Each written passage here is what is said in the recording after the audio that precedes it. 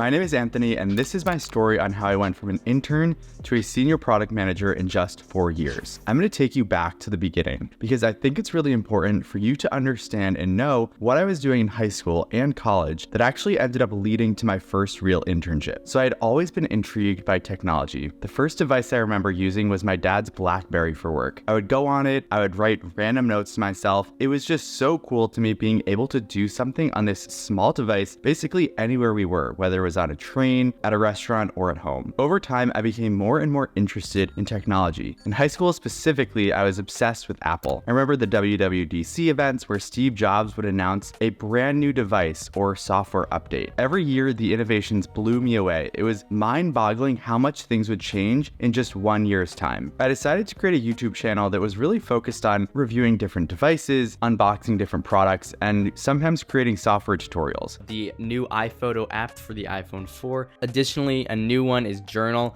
That's really cool. I'll get to that in a little bit. So next thing I'm going to do is test the internet speed. Just a quick comparison between these two devices. If something related in any way to an iPhone, I was trying it out. I grew that channel to about 1.6 million views in high school, and it was a lot of fun creating content around something that I really love. Fast forward to college, I wanted to start to learn exactly how I could make something that could be used on an iPhone. So I started to study computer science at my college, and I learned the basics of programming. After the first year, I knew enough to kind of start applying my knowledge to iOS development. Programming an iPhone app is definitely a different beast than programming a basic C++ program for class. But with YouTube videos, Stack Overflow, and other guides on the internet, I was able to learn the ropes and really start building out my first app end to end. For some context, back when I was in college, a really popular app that was out at the time was called Yik Yak. People could anonymously post basically anything, and it was geolocated, so you could see what people in the area were thinking. It got really popular for high school students and college students. The only problem though is that it ended up being a super negative app. People would talk negatively about other people or just constantly complain about stuff, but everyone seems to be addicted to it. I mean, it makes sense. People want to know what other people are saying, especially right in your area. So to combat this, I decided to use the knowledge I had learned in my first year of college and on the side to build out an app dedicated to pure positivity. Over several months, I built my first iOS app called Chin Up, after the phrase "keep your chin up." People could anonymously post compliments about other students at their school after they selected their college. Building this app was not easy. I had to learn how to build a backend and send data back and forth. I had to learn how to get past Apple's App Store guidelines. I had to learn about how to create user authentication systems. Through building it though, I learned so much. I really believe that there's no better way to learn than by practicing, and months of articles or documentation reading would really not have helped as much as actually building the app. So I launched the app and brought it to my college during my sophomore year. I started to get downloads on the app and people started actually complimenting each other. At first, it was on the slower side, maybe a couple of compliments, like 4 to 10 compliments per day, but it was really exciting to me that someone would compliment another student knowing that I built this app from scratch and now some random person at my college was using it. At this point, I really had no idea what I was doing when it came to building products and making them successful. I was just really doing what felt right in the moment. I started to build a reporting and blocking feature. I started to build out push notifications to re-engage users. I even built a back-end ad platform for the future when I wanted to start having local businesses advertise to college students on the app. Eventually, I decided that in order for me to grow the app and actually make it successful, I had to learn a bit more about user behavior and psychology. So I ended up finding and reading this book called Hooked. It ended up changing the trajectory of my career. In that book, I learned about actionable methods to get users hooked onto your product, triggers to bring them back into the app, mechanisms to ensure they stay coming back to the app over time. It was such an incredible book, and because I'm very action oriented, I immediately decided to make some updates to the actual app. I built in gamification so that people could earn points every time they posted about someone or someone posted about them, and then ranked people on a leaderboard. I built in a featured person feature, so that would ensure that new members of the app were highlighted so that they would get complimented within the same day that they actually downloaded the app. The book helped me figure figure out that if someone got a compliment in the first 24 hours of downloading the app, the chances they stuck with the app significantly increased because they received some type of reward and value for actually downloading it. Finally, I made a feature that made it required to post about someone else before unlocking the compliment posted about you. The idea was to create kind of this train of compliments. In other words, passing along the positive vibes to the next person behind you. I ended up releasing all these features in a version 2 of the app, and within the same day, everything exploded. I 15x'd user engagement. We went from like 4 posts a day to 60 posts a day. Certain days there were hundreds of posts or compliments being published to the app. All the things that I learned from the book Hooked dramatically changed the dynamics of the product. Tons more people ended up downloading the app. Eventually, almost every person at my college with an iPhone had downloaded the app. This is the first taste I had of what I now know as product management, working to better understand user psychology and behavior to really build an impactful user experience and improve core metrics, in this case, posting compliments. I myself ended up being hooked. Knowing that I built something from scratch, iterated on it, and then increased these core metrics was almost addicting. I became obsessed with trying to scale the app, launch new features, and really bring it to more users. Fast forward later in college, I ended up launching 2 more apps. One was called Stand Up for Change. Essentially, people could easily put in their zip code and get in touch with their elected officials. There were easy prompts for them to actually get involved in the political process and start to stand up for change in their communities. This was a fun challenge because I had to integrate with an external API to get that elected official info.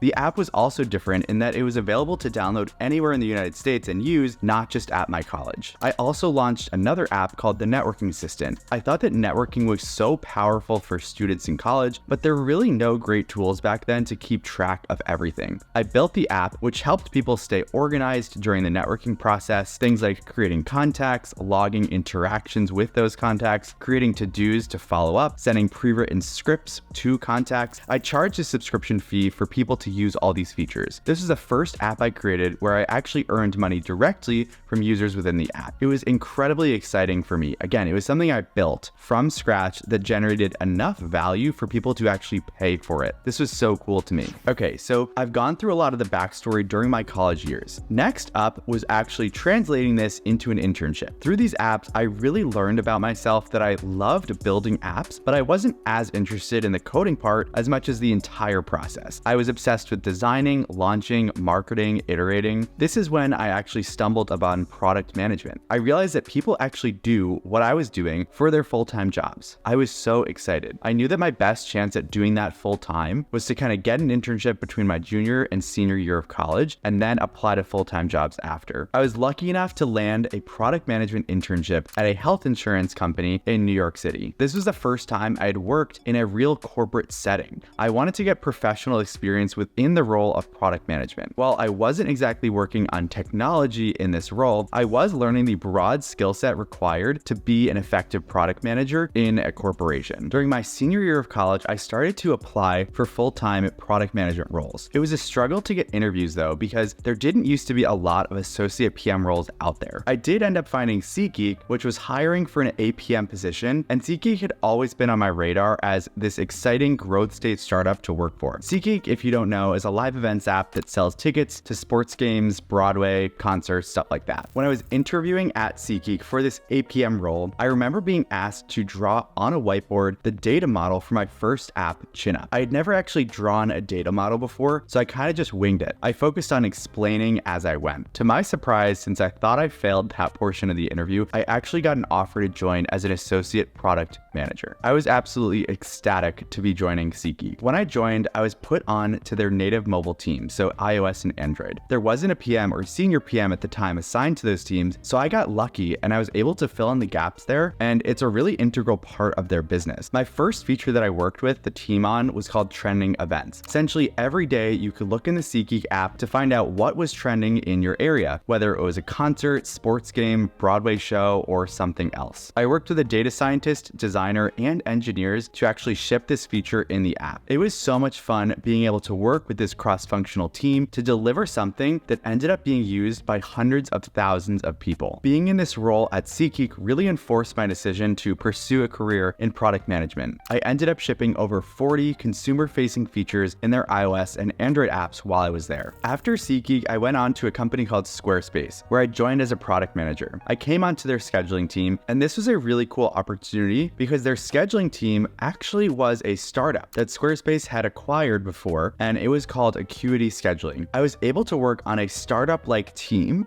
within a much larger company. The scheduling product helps small businesses and entrepreneurs get paid appointments booked on their calendars. My first major project at Squarespace was integrating the Acuity scheduling product into the larger Squarespace platform and allowing people to create a standalone subscription with just scheduling instead of a website and a scheduling subscription added on. This was a challenging but awesome experience because of how technically complex the project was. I then ended up working on several other large initiatives like upgrading the SMS sending system for all the appointment notifications to ensure really strong deliverability with all the people booking appointments. And in this role, I really focused on executing at a very high level and communicating cross-functionally. After several large successful product launches for my product area, I was really excited and proud to be promoted into a senior PM position on the team. I went from this high schooler just passionate about technology to a senior PM leading a product that impacted millions of people across the globe. Since then, I've continued to really hone in on my craft for product management, and now I also teach other people how to get into product on this YouTube channel. If you are a current student studying something technical in undergrad or grad school, or you're an early to mid-career professional who